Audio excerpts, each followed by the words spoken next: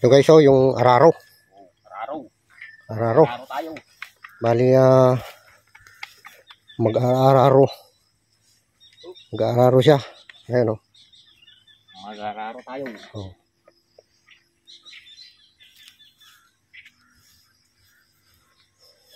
Mabuti ka hindi pa nawala itong ganitong klaseng araro.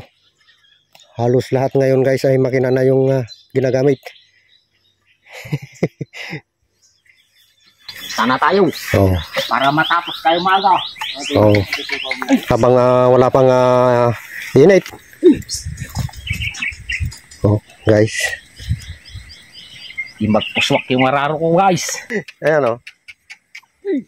Ayan, ganyan talaga yung guys, araro pag medyo pulverize na yung lupa at saka wala nang damo.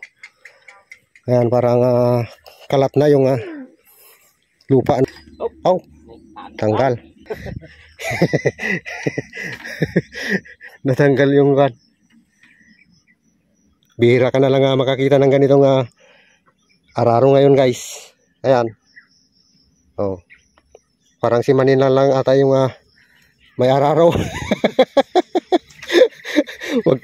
Baka magkasing edad lang kami itong ararong to. O ganyan guys, oh, buo-buo yung kanyang lupa na kinukultivate. Ganyan yan. Diba ang ganda guys, oh, tingnan. Pag medyo matigas yung lupa. Ayan. Hindi pa kasi mapailalim yung araro guys kasi medyo matigas pa sa ilalim kasi yung ulan. Nung isang araw pa lang yung ulan. Kaya hindi siya mapailalim talaga. Ayan. Ayan. So, ganda.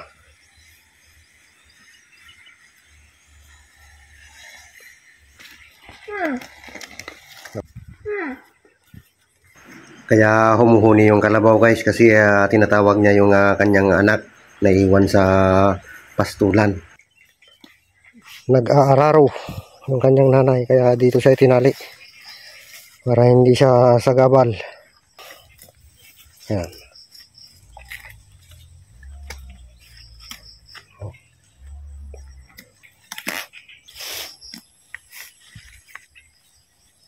Nandito guys kung paano yung kariton guys. So,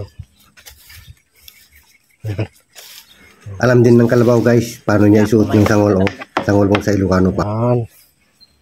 Ay Jai. Kamu muna mate. Kamu muna nga isuot mate. Exhibition ko maya. Kalau maminsan na. Ano maminsan. Okay guys, salamat. Kain muna manaing. Munggo ata si Dain ba? Okay guys, salamat po sa panonood.